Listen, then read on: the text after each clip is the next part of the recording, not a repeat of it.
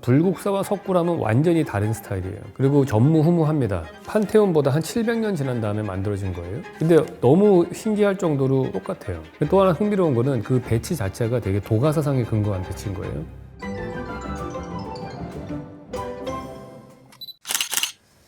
네, 안녕하세요, 왓슨 여러분. 이번 시간에는 그동안 좀 밀린 Q&A를 좀 하도록 하겠습니다. 첫 번째 질문입니다. 무몰딩 인테리어의 장단점을 말씀해 주시면 감사드리겠습니다. 2, 3년 전부터 무몰딩 하는데 신봉자가 너무 많아서 교수님께서 팩폭 한번 부탁드리겠습니다. 팩폭이 될지는 모르겠는데요. 무몰딩이 더 비쌉니다. 아마도 우리의 눈높이가 더 비싼 걸 선호하는 쪽으로 가게 돼서 무몰딩 하는 거가 아닌가. 아무나 할 수 없는 거기 때문에 몰딩을 왜 하는지를 그 이유를 한번 알아봐야 돼요. 옛날에 지어진 아파트들은 지금도 아파트는 다 그렇죠. 가서 보면은 다 몰딩이 돌아가 있어요. 모든 모서리 부분에. 그러니까 수직의 벽 말고 이게 천장하고 만나는 면에 다 있단 말이에요. 그게 왜 그러냐 하면은 천장이 옛날에 지어진 건물들은 보시면은 이게 수평이 완벽하게 되기가 좀 어렵거든요. 그러면 합판을 딱 붙이잖아요. 이 벽을 세우기 위해서. 그걸 붙이면 위에가 막 어디는 떴다가 어디는 붙었다 어디는 떴다 막 이래요. 그러니까 디테일이 정확하게 딱 아구가 맞아 들어가지 않는 거예요. 그거를 해결하는 방법은 그 모서리를 몰딩으로 가리는 거예요. 그게 뜨고 붙은 거가 더 클수록 더 큰 몰딩을 돌렸겠죠. 더 큰 재료를 써서 돈은 더 들어가겠지만 어쨌든 그걸 안 할 수 없는 상황인 거예요. 그래서 옛날 집들은 다 몰딩이 들어갑니다. 근데 몰딩을 안 하려면은 엄청난 노력이 필요한 거죠. 마이너스 몰딩이라고 그래가지고 그거를 이렇게 천장이 가다가 중간에 하나 들어가서 이렇게 훅 움푹 파여져서 거리를 떼요. 그걸 왜 떼냐 하면요, 이 선이 찌글찌글한 것들이 안 보이기 때문에 그런 거예요. 마찬가지로 바닥도 그래요. 바닥에 마루 깐 것과 벽체하고 만나는데도 다 울퉁불퉁할 거 아니에요. 대충 시공하면은 그거를 가려주는 게 걸레바지예요. 그러니까 밑에서 몇 센치 정도로 걸레바지를 딱 마지막에 붙이는 거죠. 일종의 바닥에 붙이는 몰딩이라고 보시면 됩니다. 그러면 모든 디테일들이 다 가려지는 거죠. 물론 걸레질 할 때 그 물기가 닿는 부분이 벽이 더러워지지 않게 하기 위해서 그런 기능도 있지만은 가장 큰 이유는 사실은 그 모서리 부분을 정확하게 만들 수가 없기 때문에 그래요. 갤러리 같은 데 가서 보시면 걸레바지 없고 몰딩 없잖아요. 왜냐면 그런 라인들이 그림을 감상할 때 방해가 되기 때문에 그런 거예요. 그런 데는 마이너스 몰딩으로 다 해가지고 바닥도 이렇게 떠 있죠. 좀 비싼 데는 스테인리스 스틸로 이렇게 걸레바지 부분을 만들어서 뒤에다 집어넣고 벽이 밑으로 내려오게 하고 이런 것들을 하거든요. 그래서 그런 걸 통해서 기능적인 것도 만족하면서도 그 지저분한 것들은 안 보이게 하려는 그런 이유가 있는 거죠. 자, 톡파원 24시에서 외국 패널들이 우리나라 유리창은 유색이라는데 이게 맞는 말인가요? 초록색이라고 한 것 같은데 외국 유리와 우리나라 유리가 다른가요? 외국에도 초록색 유리 씁니다. 근데 초록색 유리가 특히 예를 들어서 지하철 들어가는 데 있는 엘리베이터 홀 같은 거 유리박스로 만드는데 특히나 이제 초록색이 좀 강하게 되는 경우들이 많은데 이 초록색이 많다는 얘기는 불순물이 많아서 그런 거예요. 철분이라는 불순물이 거기 많이 들어가면은 초록색 빛을 떼요. 그러니까 유리를 가공을 할 때 철분을 뺄수록 투명해집니다. 더 비싸요. 저철분 유리라고 해서 예를 들어서 저희 5층에서 저희 난간을 보시면 난간이 아예 없는 것처럼 보이죠. 그걸 위해서 우리가 했던 건 뭐냐면은 수직바가 일단 없고요. 위에 유리창을 잡는 스테인리스 스틸 캡이 없어요. 유리를 여기다 땅에다 박아 넣은 거죠. 그러고 나서 저 유리를 저철분 유리를 쓰는 거예요. 만약에 저걸 일반 유리를 썼으면 저기 녹색으로 보여서 거기 뭐가 있다라고 느낄 거 아니에요. 그래서 그런 문제가 생기는 것 같아요. 저철분 유리가 비싸고 그걸 아닌 일반 유리 쓰면 철분 불순물이 많은 게 녹색으로 보인다. 이렇게 보시면 될 것 같아요.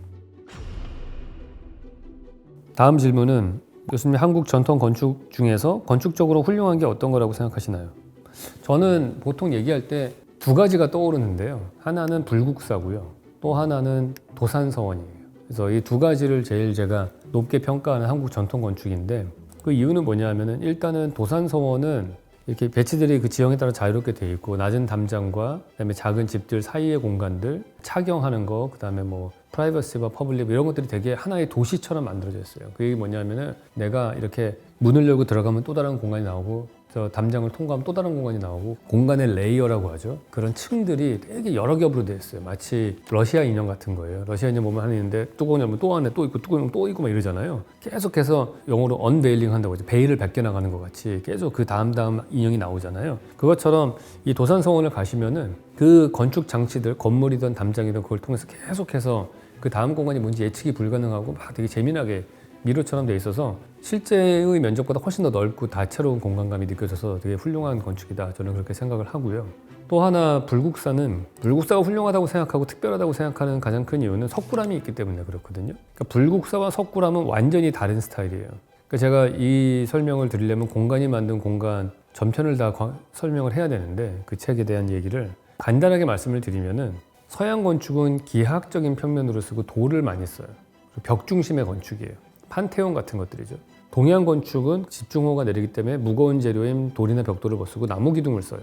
그래서 지붕이 크게 경사진 지붕이 있고 처마가 길게 나온 그런 건축을 해요. 그러니까 땅이 있으면 거기서부터 이제 주춧돌 놓고서 위로부터 쌓아 올리는 나무로 목구조로 쌓아 올리는 건축이죠. 근데 불국사를 보시면은 나무 기둥으로 만든 불국사 본 사찰이 있고요. 그 다음에 토함산에 가시면 동쪽에 석굴암이 있어요. 석굴암은 제가 볼 때는 완전히 판테온이에요, 그냥. 근데 이게 통일신라 시대 때 지어져 가지고 700 몇십 년도에 지어졌거든요. 판테온보다 한 700년 지난 다음에 만들어진 거예요. 근데 너무 신기할 정도로 돌로 만들어진 도움 건축이고 똑같아요. 그리고 전무후무합니다. 대한민국의 어떤 석굴암 이후로 그런 도움 건축이 보이는 데가 없거든요.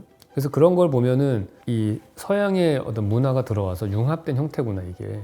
그 김대성이라는 분이 설계를 했잖아요. 그래서 석굴암은 약간 서양적인 베이스를 둔 그런 건축 디자인이 되는 거고, 불국사는 또 동양적인 건축이죠. 그 두 개가 한 세트인 거예요. 그리고 완성도도 되게 높습니다. 그 만들어진 조각한 것들이나. 또 하나 흥미로운 거는 그 배치 자체가 되게 도가사상에 근거한 배치인 거예요.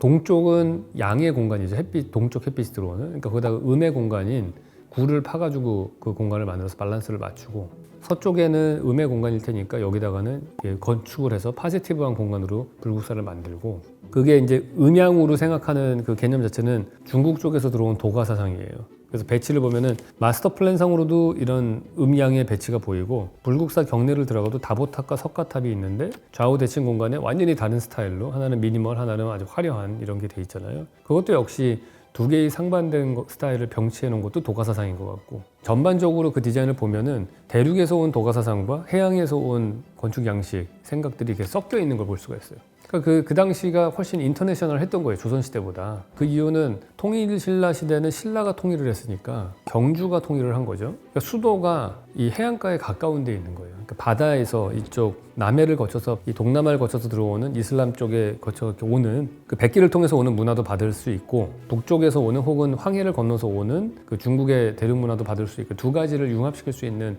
그런 건축이었다고 볼 수 있는 거죠. 그게 장점이죠. 그래서 그 이후에 고려 개성으로 수도를 옮긴 다음에는 조선 한양도 중부에 있잖아요. 그러니까 해안에서 오는 문화를 받아들이기에 불리한 위치가 되면서 그런 문화 융합보다는 완전히 중국 대륙 쪽의 문화권으로 더 치우쳐지는 그런 효과가 생기지 않았나, 그렇게 생각이 듭니다.